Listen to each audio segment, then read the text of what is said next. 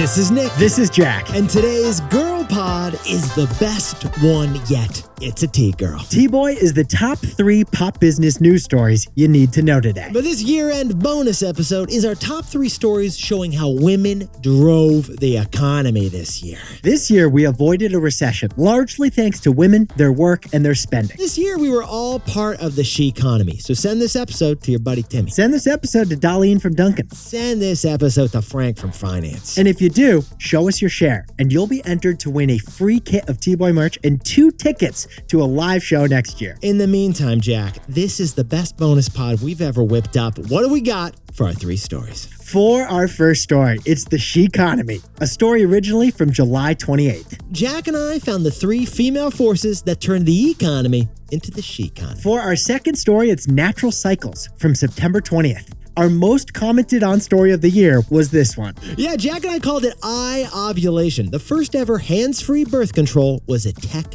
innovation. And our third and final story is Bumble from November 7th. The founder stepped down as CEO after disrupting dating. Bumble, it's the only business we know that turned a feature into a company. But Yetis, before we hit that wonderful mix of stories. Fantastic, wild mix of stories, Jack. I love what we whipped up today. Going into this year, every economist expected a recession. It was the R word, right, Jack? No one wanted to say it, the R word. But everyone was thinking it. Instead, we're ending 2023 with stocks at record high levels. And these analysts are so bullish right now, they're growing horns.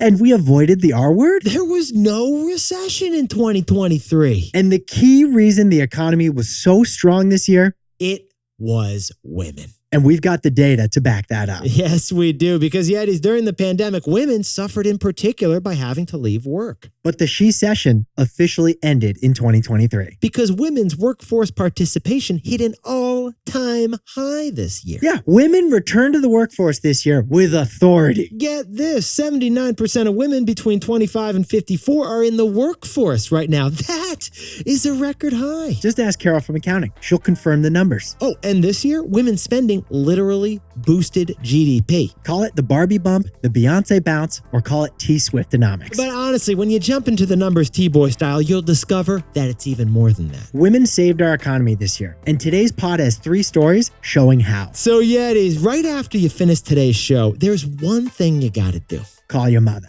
Call your mom. She gave you life. Now let's hit our 3 stories. Mom, it's us! 15 years before this song, 2 boys from the Northeast met in a dorm. They had an idea that caused a cultural storm. It's the best one yet, but the best is the norm. Jack, Nick, that's it. I don't even think they need to practice. 50%, that's a fat tip. T-Boy City on your at-list. If you know, cause we ready to go. We can't wait no more, so just start the show. Start the show. For our first story, it's the She-conomy. This story is from July 28th.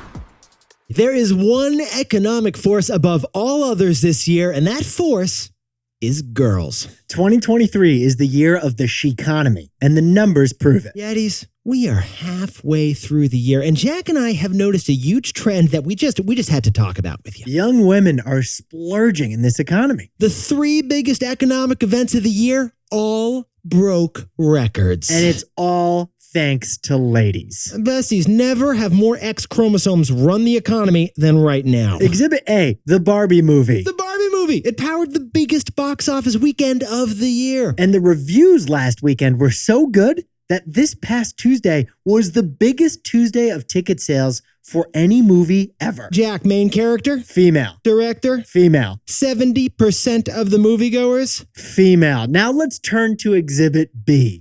The Taylor Swift concert tour. The T-Swift concert tour. Her Eras Tour, Yetis, is going to hit $1 billion in sales this year, another record. The old Taylor can't come to the phone right now. She's too busy beating Elton John for the highest grossing tour of all time. And Jack, can we talk about the economic force of this thing? Her concerts caused such an economic splash that she added $5 billion to our economy as Swifties travel to see her. Glendale's the new Vegas. Exhibit C, the Women's World Cup. It just started, but already the Women's World Cup is setting economic records. It's the most attended women's sporting event in history, up 54%. from 2019 World Cup. So Yetis, let's add it all up. You got the biggest movie, the biggest musician, the biggest sporting event of the year. Barbie movie, Eras Tour, and ponytailed midfielders have all converged to create a spending explosion. All three created by women. All three targeting women consumers. All three funded by women investors and buyers. It's the She-conomy, and we're all living in it. Oh, we're all in the middle of it. So, Jack,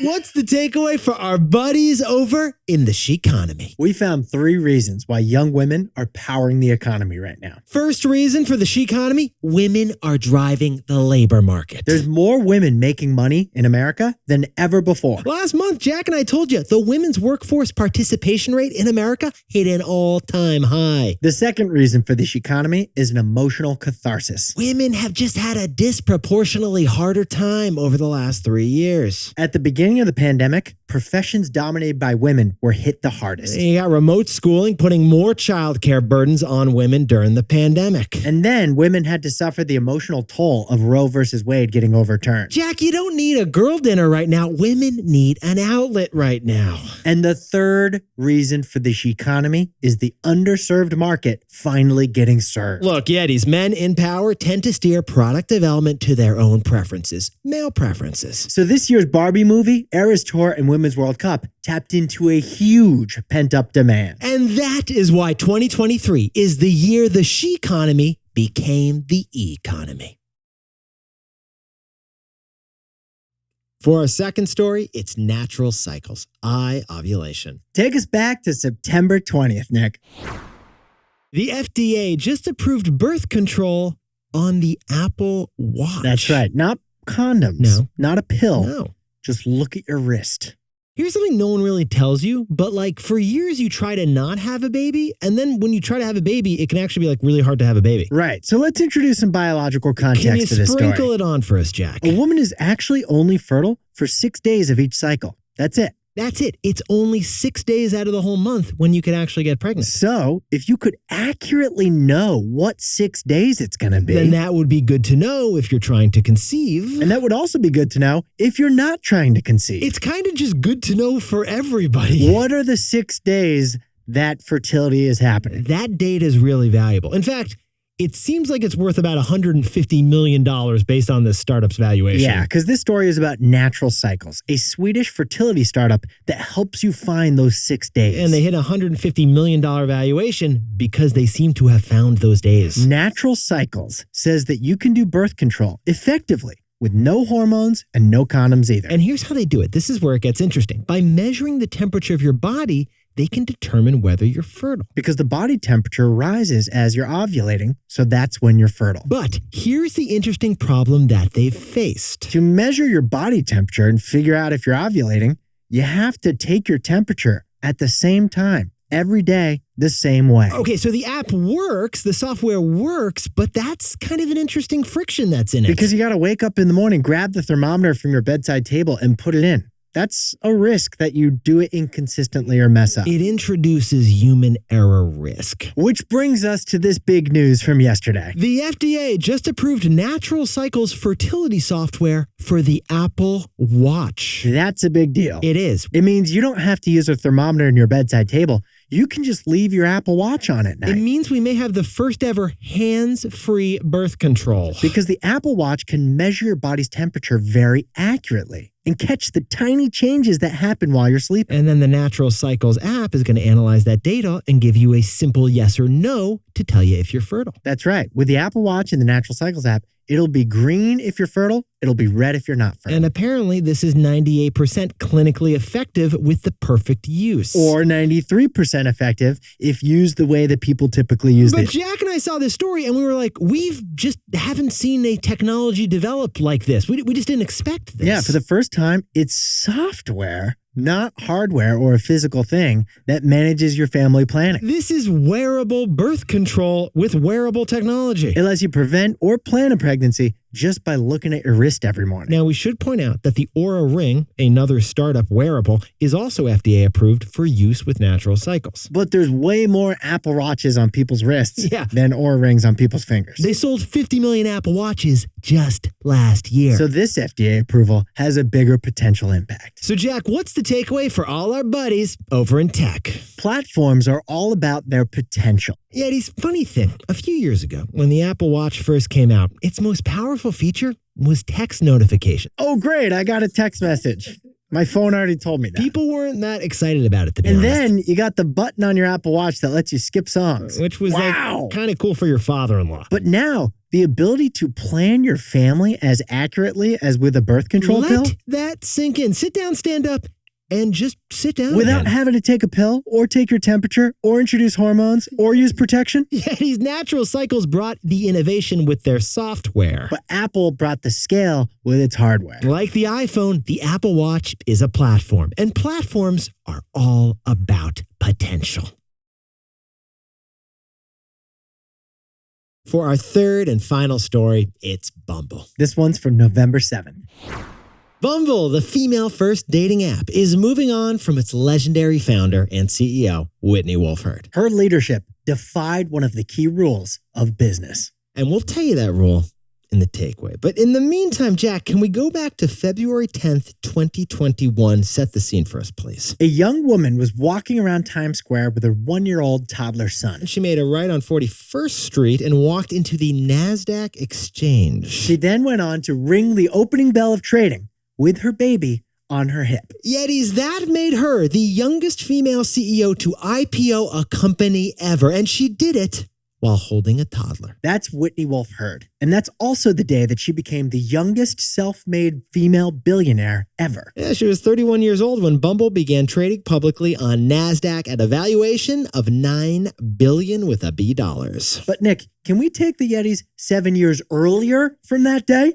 When she founded Bumble at the young age of 24? I mean, Jack, if you're asking for us to set another scene, let's set another scene, man. Let's do it, baby. I'm here. Yeah, it is. Bumble's motto is make the first move. And Whitney Wolfe Herd did that literally after she left Tinder. Literally, because before Bumble, she co-founded Tinder. So then she ends up suing Tinder, her former company and employer, for sexual harassment. She settled that lawsuit against Tinder, but she didn't stop there. She went on to launch a competitor of Tinder, the only competitor of Tinder, and it was called Bumble. But Yetis, we can fast forward to today now. Bumble isn't just Bumble anymore, is it, Jack? It's a family of 4 different dating apps. Yeah, because Bumble also owns Badoo. A Russian dating app. And Fruits. A dating app for Gen Z. And Official. Not a dating app, but a relationship app for couples. Oh, and that's not all. On this very podcast, Jack and I have covered Bumble launching physical clubs across the country. And even a restaurant in Soho. Yeah, Bumble had a restaurant where you could go on dates after you met on the Bumble dating app. But today, Bumble's stock price is down 80% since that IPO 2 years ago. Because Gen Z is just not that into swiping. Apparently, they would prefer just to meet at the restaurant, but not like on the dating app before the restaurant. So to steward the next leg of Bumble's growth, Whitney Wolfe Herd is passing the baton on the first day of 2024. And Jack, who is the new CEO of Bumble starting on January 1st? Lydia Jones, a veteran techie who's currently the CEO of Slack. Job opening over at Slack. So Jack, what's the takeaway for our buddies over at Bumble? Bumble defied one of the most fundamental rules of business. Yetis, Jack and I want to make a distinction here. There is a difference between a feature, a product, and a company. You can't build a company simply based off a feature because anyone can copy that feature. In fact, Jack and I did a story just last month about Blue Apron and how it failed because meal kits are just a feature. So when you think about Bumble, what is Bumble really? It's a dating app where women make the first move in the conversation. And that doesn't sound like a product. It sounds like a feature. And a feature can't be a company. Tinder easily could have copied the feature that women make the first move. But Bumble made that feature its defining feature. It made it a statement. It built a brand off of that feature of being women first. And it wasn't just the dating app. They also have Bumble for Business and Bumble BFF, a dating app for meeting friends. Because of that feature, Yetis, that is why Bumble bans body shaming and bans ghosting and bans unsolicited nudes. It's because of the feature. The feature that women make the first move. Yetis, Whitney Wolf heard she defied a key rule of business. She built an entire company out of a feature. Now, time for the best fact yet. This one whipped up by Jack and me. According to a report from Fidelity Investments this year, women do not invest as much money as men do. Okay, but here's the key. When they do invest, women invest better than men do. Yeah, your buddy Bobby is highly active in the stock market right now. But Cautious Kim's performing a lot better than your buddy Bobby. According to Fidelity, women make on average 0.4% higher returns each year than men do. And that is a meaningful difference, especially when you spread it out over years and decades. 0.4% over 30 years? I'll take that, Jack. Talking millions of dollars, I'm pretty sure. How's your portfolio, Greg? Not as good as Gabrielle's. Yetis, you look fantastic today. And if you got a buddy who should hear this show, what should you do, Jack? Send it their way.